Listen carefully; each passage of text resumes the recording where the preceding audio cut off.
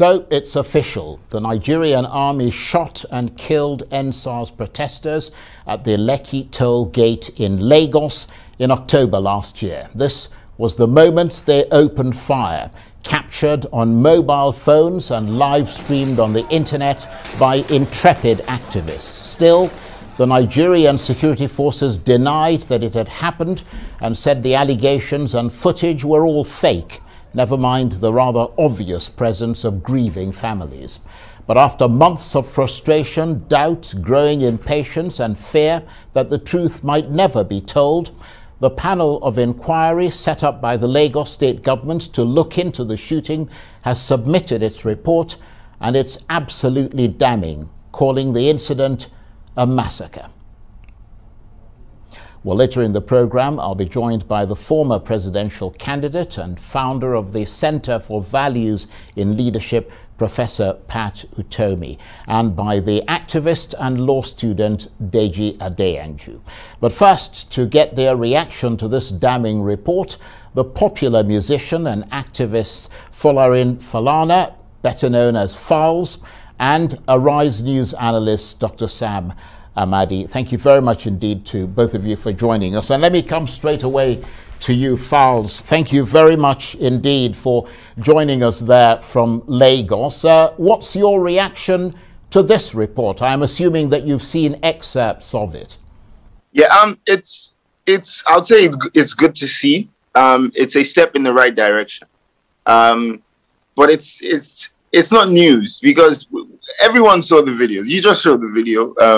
Everyone saw the videos. We watched it live, and it's actually disturbing that for a moment these guys, with all the information that they had put out in the public, made us genuinely doubt our sanity and made us question what we clearly saw, what we clearly followed via DJ Switch's Instagram live on the night in question.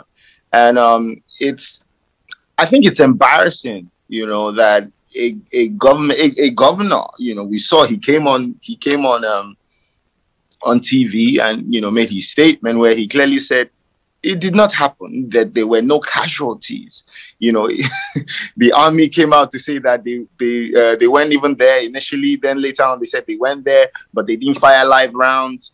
The Minister of Information, our so-called Minister of Information, came out and said everything was fake, that, this was all fabricated information. So I think it's all embarrassing now, but at least it's a step in the right direction. Like I said, I'm glad that the panel, have come to this conclusion. And, I want to commend everyone that sat on the panel for a great job and for this recommendation. And are you surprised that the panel, which was set up by the Lagos state government, I mean, you're obviously commending them, as we all are, for having the courage to come up with what appears to be a truthful report. But are you surprised that they did not try to suppress the truth, which is the sort of thing that we've seen in the past? Yeah, I wouldn't say I'm surprised. I think it would have been incredibly difficult to suppress this kind of truth. The evidence was overwhelming. Everything was clear. It was clear as day. Everyone saw it. Like we said, numerous videos. There was so much evidence. People, picked up bullet shells from the scene. There were, people that knew victims personally. So there was so much evidence, and it would have been incredibly difficult to cover up. But like I said, I'm glad that there was no shady business, or it would appear there wasn't any shady business with the panel, and they were able to reach this recommendation. Please stay with us. I'll come right back to you. Let me come to you, Dr. Sam Amadi. Thank you very much indeed for your patience there. What implications might this finding, the findings of this report, have for the Nigerian army and for the security forces? Well, let me start with what implication it should have, and then what it will have. So what it should have is that, first, this is a case of clear misuse of state power. And so not just that people were wantonly killed in a situation that does not call for use of military force. And so the question around constitutionality, the question around who triggered that, and on what empirical evidence, we knew there were chaos, some kind of street disturbances, but nothing that warrants deploying Nigerian soldiers and instruction to kill, as we have seen now. So first political question will be, what becomes the fate of the governor of Lagos State in terms of accountability? Because the question now is accountability. In other jurisdictions, by now, probably there will be some kind of impeachment proceedings, because this is really a dereliction of constitutional duty of the governor to secure life and property. Second will be the question around the federal government. And the federal government has led to a lot of crisis around, in fact, the president himself called them coup plotters, the implication saying these guys wanted to overthrow government. And now the question people will say, is that the reason why lethal force was used in indiscriminate manner against them? And so the question around loss of faith in the political leadership, because connivance, so the Minister of Information, even the Minister of Works then, who talked about the camera and all that. So loss of faith in government, leading to maybe political repercussions in terms of vote of no confidence. Now, if you come back to remediation in terms of what do we do to ensure that these victims, so we should see prosecution, but the first stage will be a white paper. We expect that the governor and the system, the legislators and the cabinet in Lagos should officialize this report in terms of a white paper, and the Attorney General, who has a right to prosecute, it doesn't need a leave of the federal government, should then go after officers who played key role. Now, this is a historic junction in Nigeria. We've not seen any of these. There's several murder, killing, state killing. None of them have come to a legal, outcome like this, which enables us to now grip with the overwhelming impunity in the system, the lack of accountability. So if we proceed rationally and intensely around this line, accountability, white paper, accountability, state prosecution, political repercussion, then this might be the moment in which Nigeria turns a new junction around protecting the rights of citizens and around accountability. If this is just a failure, total failure of governance from Lagos to federal government, and there should be some level of legal as well as political consequences for this. I think a lot of people would agree with you. Let's see what Falz has to say. Thank you very much indeed for your patience and for staying with us. I don't know if you heard Arise News analyst Dr. Sam Amadi there talking about the issues around this, crucial issues of constitutionality, legal questions, questions of accountability, and even potentially the liability of the governor of Lagos State. What are your thoughts in that direction? Your father, of course, a very prominent human rights lawyer who has held up the constitution of this country and the rule of law for decades. Yeah. I definitely heard, and I 100% align with everything that he said. The regular procedure is that there's a white paper that has to be prepared, and once that white paper has been presented, then the recommendations can officially be implemented, and that of course involves prosecution of every single person that is found liable in this instance. Now since the panel's recommendations came out, there have been a lot of people reacting, especially online, and I've seen a lot of people saying, "Oh, the government has to resign," and I don't think that's far-fetched, but more than anything else is the prosecution of anyone that is found guilty, because the army of the soldiers that went there, the police officers, every single person that killed a soul has to be charged for murder. Whoever deployed those people to the scene is accessory to the crime, has to equally be charged. So this is a very, very, very serious issue that we're talking about here. And I really, really want to see how this plays out, because nobody, absolutely nobody, should get off the hook for this. People's lives were lost, families were destroyed. And even on top of that, there was an attempt to cover this up. People were shot directly. Protesters that were sitting there waving the Nigerian flag, singing the national anthem, were shot at. After they were killed, these soldiers picked up their dead bodies, put them in the vans, and drove them away in an attempt to cover this up. They stopped ambulances that tried to help people, to revive them. And maybe not as many people would have died if they had allowed these ambulances. They sent them back. Then after, they came on television to tell us that nothing happened. I think it's absolutely embarrassing. It's it's probably one of the worst, you know, things we've seen in recent time. Please stay with us, Falz. And Dr. Sam Amadi, does this report now vindicate the likes of Amnesty International and CNN, the BBC, and all those journalists and activists who were attacked by the Nigerian authorities, the likes of DJ Switch, who, you know, were absolutely unequivocal in their investigations and allegations that people were shot and killed at that toll gate? Absolutely. I mean, DJ Switch, already a hero of a sort, now becomes the real hero of this plot. Well, Amnesty, they've been clear, consistent, the CNN, and most of the media, including Arise News themselves, who broke the story, some of the stories. The key point here is, apart from the criminality and unconscionable behavior, the vilification of citizens for basically reporting factual things is actually where government acted grossly, you know, abusive.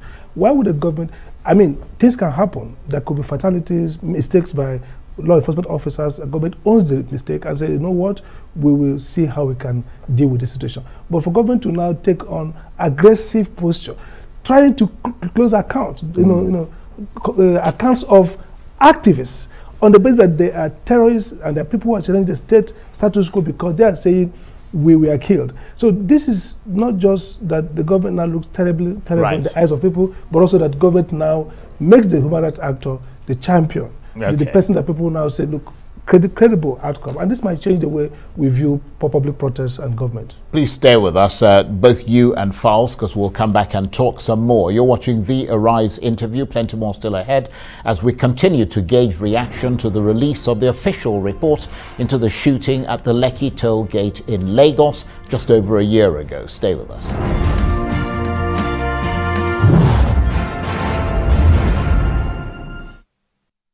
Welcome back to the Arise interview. I'm Charles Enyigolu. Now, you may remember the shooting of protesters at Lekki toll gate in Nigeria's biggest city, Lagos, last October. Well, now a panel of inquiry set up by the Lagos state government to investigate that ghastly incident has submitted a damning report about what happened that night. A version of their official findings handed to the state governor, Babajide Sanwo-Olu, has been circulating on social media, and it says that the Nigerian armed forces intentionally shot, killed and wounded anti-police brutality protesters and then tried to cover it up by removing the bodies and the bullet casings. And the musician and activist Folarin Falana, popularly known as Falz, is with me, and of course Arise analyst Dr. Sam Amadi. Thank you very much indeed to both of you for staying with us. And Falz, we went on a break, obviously, so we couldn't come straight back to you then. But what would you expect the army and the police to now do? Would it be to apologize unreservedly, or should it go further than that? I'm not talking about the Attorney General prosecuting the people who were found guilty, but the army itself and the police. I could care less. I could care less for their reaction. What would an apology do? An apology will not bring back the lost souls. An apology wouldn't fix the trauma that has been suffered by everyone that had to witness this, and of course directly by the families of the people that, you know, the deceased. So that whatever they want to do, to be honest, I could care less. What I would say is that we're very closely following and watching and expecting the prosecution of every single soul that was involved in this. You know, what I would expect them to do, to answer your question, is just to fix up, really, because there's absolutely no need for this. If you're a soldier, if you're a military man, and you know that your primary duty is to protect the country, to protect the essence of what we stand for as a nation, I don't know how you take orders from whoever it is to go and shoot directly at young people that are unarmed. Even when soldiers are facing soldiers, I don't think they're allowed to shoot at each other when the other soldier is not armed, let alone ordinary civilians that are just sitting there waving the Nigerian flag, the exact essence of what you're meant to be defending. I still can't wrap my head around it. But I'm happy with with what the panel has put out, and like I said earlier on, we're very closely monitoring the prosecution of everyone that's involved. And I'm going to come to Dr. Sam Amadi in a minute, but let me ask you this, because Falz, because this is particularly relevant to you, because obviously you were at those protests and you fought very hard indeed for justice for these people, for the victims of that shooting. How do you expect other protesters like yourself, as well as yourself, to now react? I mean, are you expecting people to be quite angry and emotional about the findings of this report? Would their reaction be to perhaps take to the streets again? Or might their reaction be better and more productive if they focused that anger on politics, for example, rather than taking to the streets again? Or should both go hand in hand? Yeah, but I mean, in any democratic society, both always go hand in hand. You can never take away protest from any democratic society. It's not possible. Regardless of what has happened in this case, regardless of what has always been happening in the past, you can never take away protest from any democratic society. It's a way that the people let their grievances be known, you know, to whoever is the government of the day. It's a way that people express themselves as guaranteed by the Constitution. You know, people are allowed to assemble, to express themselves in whatever way that they please. Is a constitutionally guaranteed right. So you can't take that away. But of course, you know, you rightly mentioned participating in the forthcoming elections is very, very important. I think we've seen nobody can, or nothing, no event can tell us more than this one, that the government of the day has continuously failed us. And they've not only failed us, they've killed us. They've murdered our young ones. And, you know, it's right there. The evidence is right here. So I don't think anyone in their right senses, you know, come next elections should be going to the ballots to vote for these same people. But of course, that's my own personal opinion. I hope that everybody will be able to open their eyes to see this. Yeah, that's pretty much what I think. Okay, please stay with us. Let me come to you, Dr. Amadi. Now that this report has emerged, can the Nigerian security forces afford to continue to behave in this manner, continue with business as usual? Can they continue, for want of a better term, in the same repressive manner? I think they shouldn't, and they can't afford it. You see, the day this happened, my daughter called me on the phone, crying. They killed us. They killed our people. I was shattered. Till today, she still insisted that it happened. And so this generation of Nigerians have lost total confidence in the Nigerian military and Nigerian state institutions. So it's in the interest of the military. If I was the head of the military, you need to come out clean, profusely apologize, reassure Nigerians, and set out clear to them a process to ensure that it never happened again. So that this becomes a seed, this blood, that unnecessary killing becomes a seed for a new kind of Nigerian force that never engages in peacetime bombardment of communities and killing. Now think about it. In Imo State, for example, in Olo, Air Force planes are also, you know, searching for terrorists with communities in danger. So there should be a new rule of engagement. And essentially, this grade of history, the Nigerian security institution in colonial era was designed as a repressive force.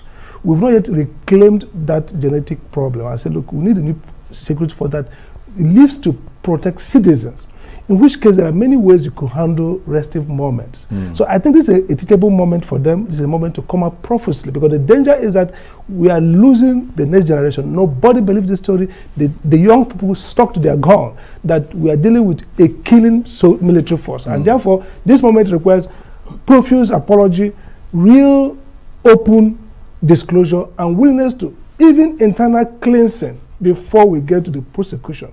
And then resetting and an engagement with the Nigerian youth to say, and this is the new way we want to manage crisis. The military, the police will not be that force that kills and suppresses. See, look at what happened Abu Ghraib. There are moments in the world where you know, roguish things take place. But what the difference is that the institution protects itself by coming out clean. So where you react to absolutely, it, basically. Not to, you know, commit a roguish action and then build tombs of lies and then suppress citizens to keep that lie going. That's where what I found very hideous, and that's where I think the military can come clean and promise a new beginning, re-engage the citizens. Of course, Falz is correct. People are dead. They won't come back.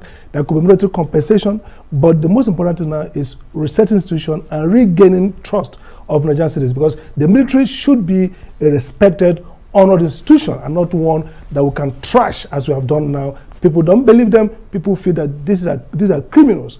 That is the moment that the president, the chief of army staff, everybody will rise up and say, how do we calibrate engagement that restores degree of confidence and show the families that are involved that not just we are going to pay compensation, but that we really feel terrible at what we did wrong. That's where to go.